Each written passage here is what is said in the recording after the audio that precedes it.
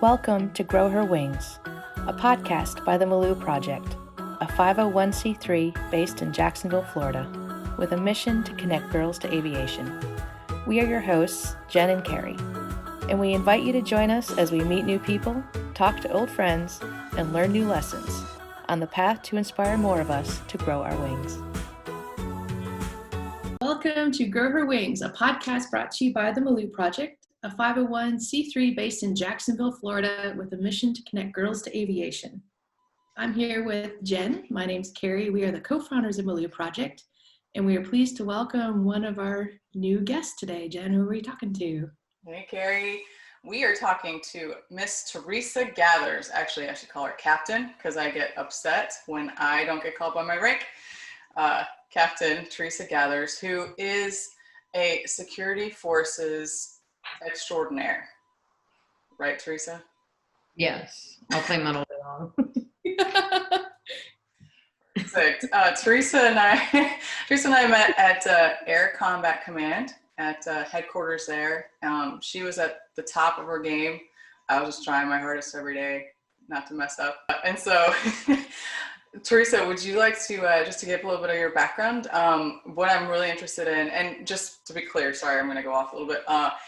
So she's a cop, right? So not necessarily in our wheelhouse of flying, but one of the areas where we don't have as many women as we probably could use. And, you know, given current circumstances, all the things that are going on, having diversity of thought and diversity of people is an important thing. So that fits right into our mission. Give us some of your background. Pleasure to be on here. And so I've been in my career field for approximately 14 years now. In November, it'll be 14 years. Started off enlisted. I joined in 2006, starting off at Herbert Field. And I have done everything from patrol to dispatcher to security, deployments, air-based defense. In 2015, when I was working with Jen, I got an opportunity to commission, and I kind of was refusing to commission unless I got the opportunity to go back into my career field. The reason being is I would like to better my career field and help with culture and toxicity that exists, just like it does a lot of other places. But hey, Theresa, wait a second. Didn't you also say you wanted to be a helicopter pilot? I did. So if I couldn't get security forces, it's too late after you commission to pull back if you don't get the job you want. My second choice was helicopter pilot because security forces is near and dear to my heart, but I love a lot of people that are helicopter pilots, well, one. So I decided to give that an opportunity as well. But so I'm here now. I'm in the process of transitioning into the Air National Guard to go work up in Jacksonville as a security forces commander, which was my biggest dream / goal when I decided to commission, because you have the biggest impact in a more intimate way to people's lives in the career field, because you every single day get decisions for your people. So as far as my background, that's where I am right now. I wouldn't change anything in the world of what I've gone through to get where I am, but I'm pretty grateful to have the opportunities that I've had. Jen, you're just not happy unless you can work helicopters into the conversation. Always. I don't know what it must have been like to work with you on a staff. Did I mention that I'm a pilot? No. No, you didn't. No, I haven't actually know that until the end. I haven't worked that in yet either. Did I mention that I'm a pilot? Just kidding. Did I mention I'm a cop? Yes, which is awesome. So did you want to be a cop before you came into the Air Force? Yes. So kind of funny of how I got interested in being a cop. So if you've ever seen the show Law and Order SVU, yes. Watching that, Mariska Hargitay was like my hero, right? The main reason being is that she started a nonprofit a year after doing that show because of all the letters she received from victims. So she started her own organization, then she started the No More campaign, which started after I joined. But my plan was to join the military for a couple years and then become a cop for the NYPD. So that didn't happen. I learned to love the Air Force and love the sense of camaraderie that it gives you, and just learning the different backgrounds and experiences people have in life when they're not from the same area as you, moving around the world, was pretty interesting. So I decided to stay in and continue to be a cop. I had no idea, Theresa, that you and I were like diehard SVU fans. I would spend hours watching that show, especially in Japan. Yeah. Oh my gosh. Yes, it's one of my go-to shows. Except I can't remember the guy's name. Carrie, do you remember the guy's name? The guy's cop? Who? Her partner. Yeah, Chris Maloney. Oh yeah, I had a crush. Yeah. Did you? Apparently not enough. Stabler. Yeah, Stabler. Just a visual crush. Yeah, I wasn't stalking him. No. So did it turn out to be like you thought it was going to be, Theresa, the law enforcement career field? So I will say that I've had a lot of opportunities I would never expect in our career field. One being when I first met you, the job of doing like protective service detail for a general. Aside from that, my last deployment I just went on, I got to do security assessments all throughout Iraq and Syria. And it's just, there's a lot of different opportunities in our career field. And I don't think a lot of people understand that. They think it's either checking IDs at a gate or doing patrol on base. And I've done investigations, I've done criminal intel, 3 deployments, and pretty much every aspect of our career field that you could do at this point, minus like K9 and combat arms. So I like to put out there that there's a lot of people that are ignorant to the opportunities. And I think sometimes we fail as a career field to really put them out there a little bit better and have a lot more pride and ownership. And that's what I'm trying to change in the career field as well, is you shouldn't be embarrassed to say you're a cop in the Air Force, right? We have a lot of people that go through a lot of similar issues that happen on the outside with civilian law enforcement. So a huge thing for me is instilling pride in our people and then wanting to come to work every single day and do the best at their job that they can do. That's pretty awesome. I think I was just watching, I'm not sure which website I was on, but it was discussing that people watch what you do before they listen to what you say. So you just mentioning that you wanting to be that demonstration, to be that example of the things that you need to put out, that ownership of those things that you can do and to be proud of it. You showing up every day being proud of it, it's just going to end up being the people that are under your squadron, people under your command. So I think it's great you're a squadron commander. You can be showing up every day proud, showcasing those other opportunities. It's just going to start catching up. I believe in that.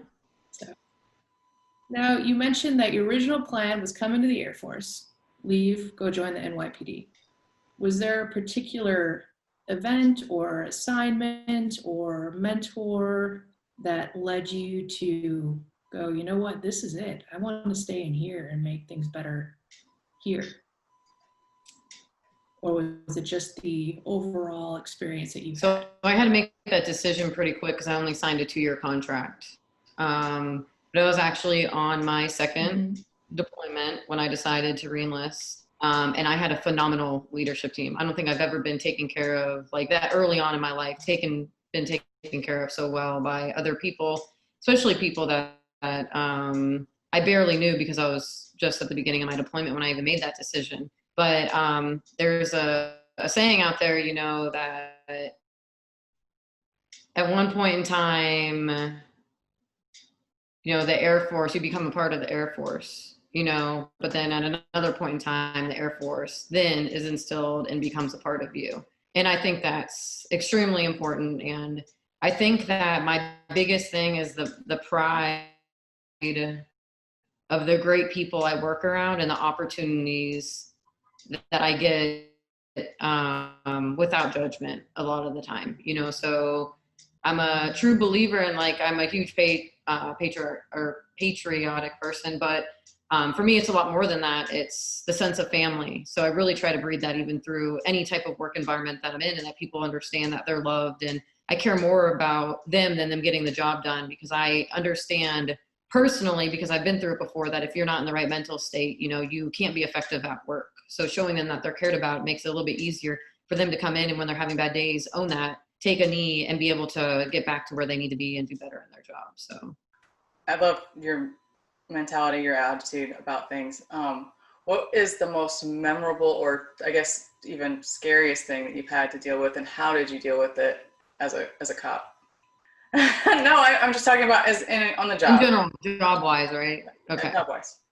Job wise. So actually this past deployment, I was deployed to Baghdad, Iraq, last year from January to August. And I was given the opportunity to lead a ground movement team. It was the only Air Force ground movement team in all of Iraq. And there were 2 other Army teams. And the coolest part is that I was the only female officer in that, having that opportunity at that time, both Army and Air Force.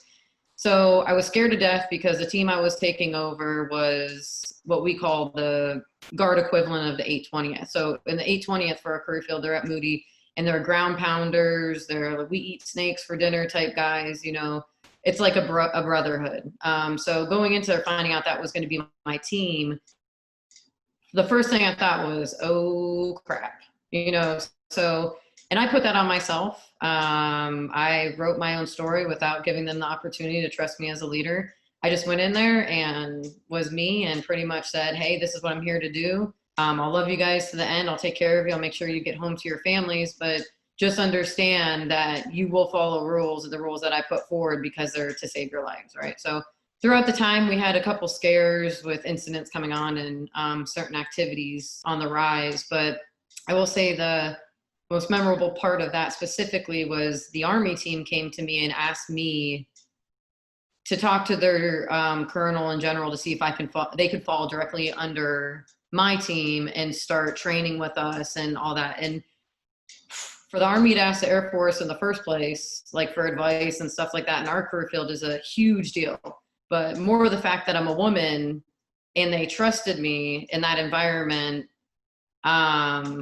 meant even more, So I kind of took them under my wing unofficially, and they started training with our guys, and we did joint movements and stuff like that. So I would say it was most memorable because of the tight relationship that I had with my team. It was a really small team, but then the opportunities to work jointly with the Army teams and them trusting in the training that I put forth on my guys. Yeah, that's pretty cool. We know the 820th out at Moody. We were both Carrie and I had to work with them. You said something interesting real quick, and I don't know if you caught on to that, Carrie, but wrote your own story. I wrote that down. What did you mean by that? So I'm going to quote someone else. So Brene Brown, she talks about it, but she says shitty first draft. That's the word she uses, right?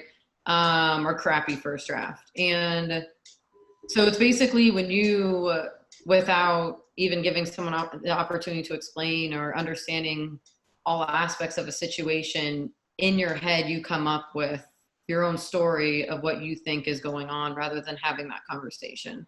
And once you can catch on to understanding that you're doing things like that, you can take a step back and pretty much approach and say, because I went back to the team and told them, I said, this was my first reaction when I found out I was getting you guys. And I was wrong. You guys have taken me in like you would and gave me the opportunity, and I really appreciate it. But I'm a real person, and I will always be honest, especially when you're supposed to have a tight relationship and it's life or death on a daily basis. But I gave them that feedback and kind of used it as a talking point of recognition of doing that will make you a better person and a stronger leader. So how far into that deployment was it where you recognized you were doing that and opened up to the team to get that feedback? So I noticed I was doing that the minute I started reading Brene Brown's work and got trained through her foundation to be one of the facilitators. So I try to do that a lot, whether it's a personal relationship, professional relationship. And I really, on a daily basis, try to be a better person in the sense of recognizing my shortfalls so that I can help other people and admit to what I could be lacking in. That's interesting, because the way that you said it, wrote my own story, and then the following verbiage that you used, what I took from it is that you meant I went ahead and wrote my script of what I was going to be, and I didn't care what the team thought of things. I set the example, I set the rules, and I wasn't going to have anybody tread on me, which I kind of dig. I mean, that. I think it was joint, or not joint. I think it was a mixture of the two, because I didn't want to use the verbiage because of the cuss word. I'm not going to lie. And then I said it anyway, so it didn't matter. But yes, I promise you, as a woman in the military or just in life in general, I will always write my own story, because I finally have gotten that sense of ownership and worth that it took me a long time to get. It does. I wrote a letter to myself once titled "Get Out of Your Own Way," because I think often we approach with those assumptions of, oh, I'm coming in here, I'm the first, or I'm the only, or the last this, or they're going to assume that. You already get it in your head walking in. So that's what I took from here. I wrote my own story of, you knew that might be, or it may have been. I think that's what you're saying. You didn't even give them the chance. You just automatically said, I'm going in with this. But I think that's great that it's two things. It's the ownership. I wrote my own story. I went in, I'm going to be these things despite anything I think might be an obstacle. And then when you recognized it wasn't an obstacle, they're following my lead because I care, because I'm leading from out front. So I commend you on both aspects of the way that could be taken, because that's impressive. That's something it took me till about my mid-30s to figure out. I'm 45 for reference, so I've only had it figured out for 10 years.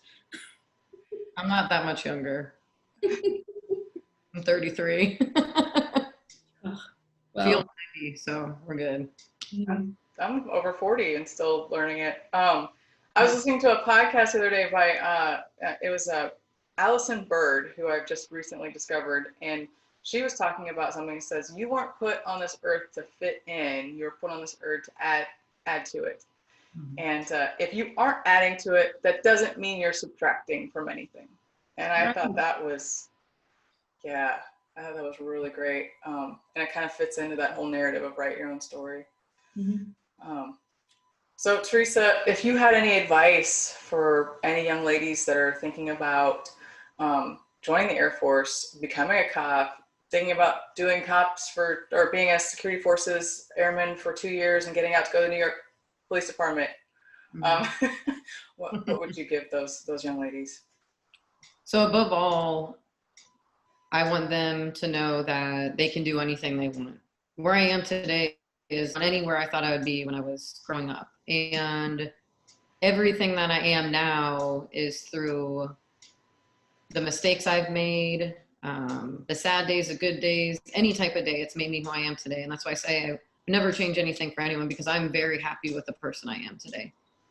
So with any career field that you decide to go into, or anything you do in life, don't discredit what you're able to do as who you are. You know, own who you are, because above everything else, you're your biggest obstacle.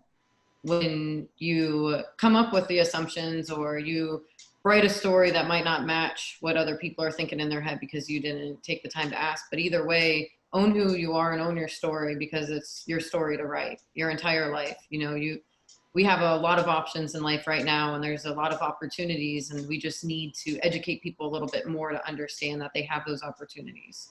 But never ever discredit who you are because of where you're from, what your gender is, your ethnicity, your race, your religion. You know, you have any opportunity. We're in America, and although we have some situations where that's not always used in the best interest of people, just know that there's plenty of other places that you can go and make happen what you want to have happen, to make your life what you want it to be. That's great. That's great advice. 18-year-old me would have loved to hear that. Yeah. Figure that out. Me too. Yeah, I know. What's that phrase? Youth is wasted on the young. Yeah. That's good. I think of that advice, or why Jen and I even wanted to start doing the Milieux Project to begin with, was to give better advice than we got. So listening to you speak, that hits that on the mark. That's advice that I wasn't hearing, we weren't hearing, my nieces still aren't hearing, if you want to, think of young teenagers today. And I thank you for sharing that with us. No, thank you. Thanks for the opportunity to converse. Yeah, and Theresa, just so you know, Carrie, she was the driving force behind that Facebook Live where I was in the library presenting. She's like, you're doing it. You're going online. I'm like, I'm not ready. I did not give her a choice. I told her to get up there and do it. Thank you. We need that. I know, she mentioned she's a pilot. Yeah, It was at least 2 minutes in. I'm a pilot. Sometimes we just need to be told what to do. Yeah. We need to be told to get out of our own way. We need people like Theresa to be there to support us and to tell us when we're probably dimming our own light or holding ourselves back. Mm-hmm. If you ever want true feedback, I'm the one, your go-to girl. I can tell you that right now. Yes. I'll always be respectful about it, but I will never, ever. You know what? Respectful is good, but sometimes the F-bomb is necessary. Yes, it is. Oh, yeah. Appropriately used. I think that, I'm guilty or not guilty, I don't know how you want to look at it, of giving people feedback too. I think some people are off put by it because they're not sure what that means to get feedback. You get that same kind of feeling? Yeah. They're not used to being given constructive criticism. People just let them walk by and do whatever they want, which I think, honestly, I will say, I think women are better about doing that without feeling like the sense that they're going to lose an opportunity or something because of they were strong with their feedback in the first place. Like as far as like corrective action or just getting people to understand, like, I'm here to move over and let me in because I'm not going anywhere. Right. I had one of my peers at work share something with me that I hadn't thought of before. And it was, I'm still only 2 years into my new job and I broke my tie. I was too lazy to learn how to tie a tie, so I got a zipper tie. And the zipper broke on my zipper tie because I wasn't using it right. So I had to go into work, so in ops where all the other pilots are and all the managers are, not wearing a tie. And I turned to the captain, I'm like, man, I hope a manager doesn't have to come up to me and correct me on my uniform because that's going to be really embarrassing. And he goes, you know why a manager here will never walk up and correct a woman on her uniform? And I'm like, oh, here it comes. He goes, because one of you are going to take care of it with each other first. Oh. He goes, we don't do that. He goes, the guys don't do that. He goes, but we've been watching you ladies. You do not let the standards slip. You hold each other accountable and you don't get mad at each other for it. I'm like, that's good. Because again, in my mind, I'm like, oh, here it comes. Yeah. I'm coming about female pilots and we don't have to go through. And he goes, because you guys will stop each other. Because you're going to get corrected by a female captain in this room before one of the managers ever walks up to you. Is that better? Well, it didn't happen because I owned, yeah, I broke my tie. I got to learn how to tie a tie because my zipper tie failed me. But it was that conversation brought up that I didn't realize that was a observation. And at least my current job, the guys look at that as a strength and something they wish they could do because they can't. They walk up to each other and correct something on a uniform and they flip it back and like, yeah, whatever, loser. They can't take it that somebody's trying to help them present a better image. Yeah. Interesting. But Carrie, next time you're gonna have to bring your zipper tie so we can see it. Okay. I did get a new zipper tie. You learn how to tie a tie? I am learning how to tie a tie. The thing is I just don't want to wear a tie. I mean, I fly freight. It's not like a passenger is going to be boarding through my airplane and notice my tie. Heaven forbid you're not wearing a tie. The plane may go down. Why don't I just fly in sweatpants? Wait. I just fly in sweatpants. I mean, come on. So one of my last, before we depart, I don't know how much time we have, but I want to make sure I get the story in about my favorite thing about Theresa. The opportunity she gave me. So Theresa was an airman. She was a staff sergeant at ACC, and she was selected for officer training school. And because she went to officer training school and she knew me from headquarters, she was nominated by General Carlisle. She asked me to help pin her on. And because I had to pin her on, I had to go out with the general party in his C9.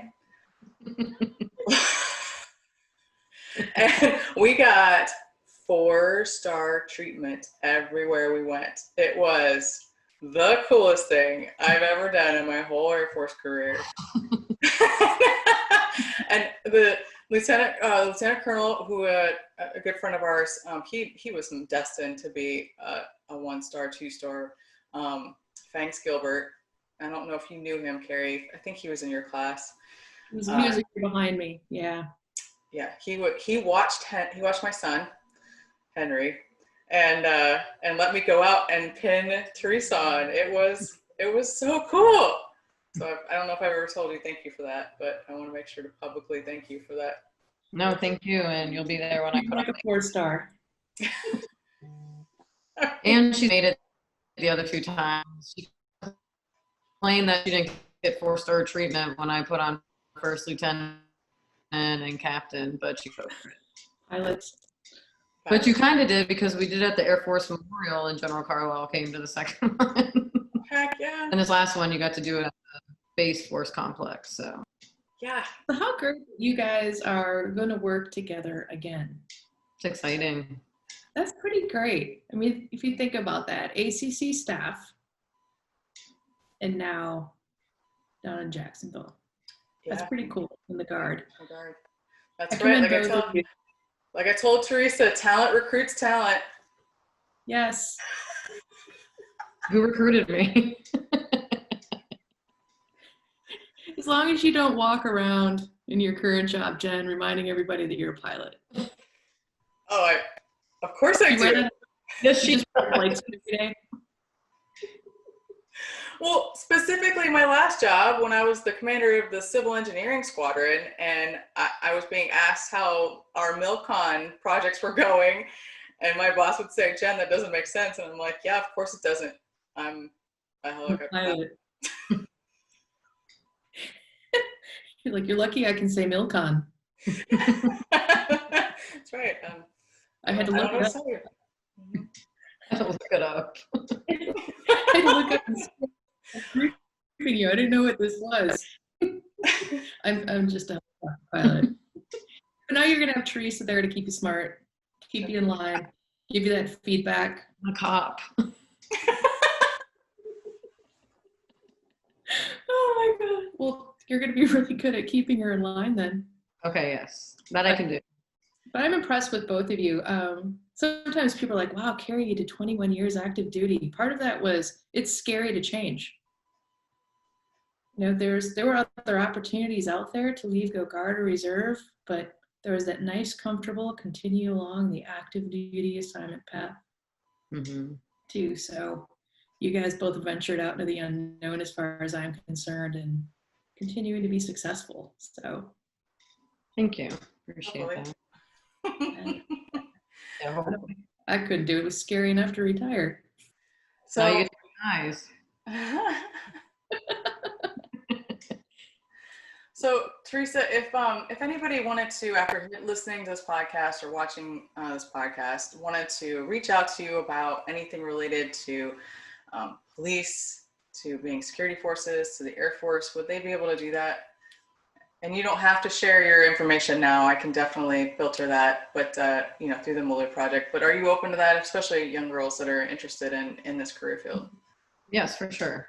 Anytime you can share my information. Okay. Great. Awesome. Well, thank you for joining us today. Thank you for having me. It was a pleasure. I always like joking around with you.